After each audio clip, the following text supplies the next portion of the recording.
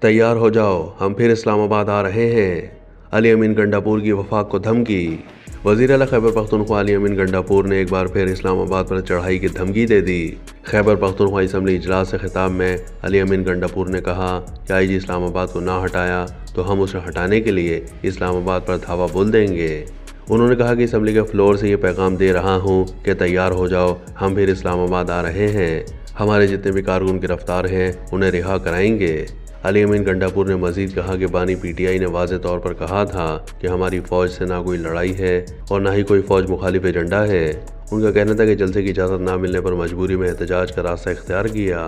ہمیں جلسوں کے لیے ایسی جگہیں دی گئیں جیسے ہم جانور ہوں۔ علی امین نے یہ بھی کہا کہ کے پی ہاؤس پر پولیس اور رینجرز نے دھاوا بولا، وہاں موجود ہمارے اہلکاروں اور کارکنوں پر تشدد کیا گیا۔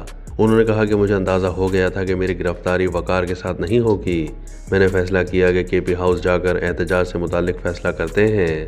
وزیر اعلیٰ خیبر پختونخوا نے مزید کہا کہ جب کے پی ہاؤس سے نکلا تو میرے پاس نہ موبائل فون تھا نہ جیب میں ایک روپیہ۔ میرے اپنے صوبے کے ایک ڈی پی او نے کہا وہ مجھے پشاور پہنچانے کی ضمانت نہیں دے سکتا۔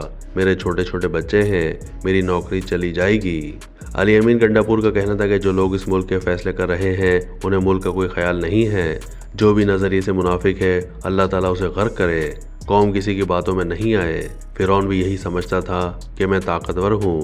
ایسے طاقتوروں کو کیا انجام ہوا؟ جوش خطابت میں وزیر اعلیٰ نے حکومتی بینچز پر بیٹھے ارکان کو کھڑا کروایا اور پوچھا کیا وہ اسلام آباد جانے کے لیے تیار ہیں۔ انہوں نے پوچھا اپنے حق کے لیے تیار ہو؟ کیا اپنے حق کے لیے لڑو گے؟ کیا اپنے حق کے لیے مرو گے؟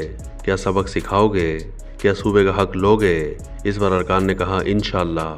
اس کے بعد وزیر اعلیٰ نے ساڈا حق ہے تیرا کے نعرے بھی لگوائے۔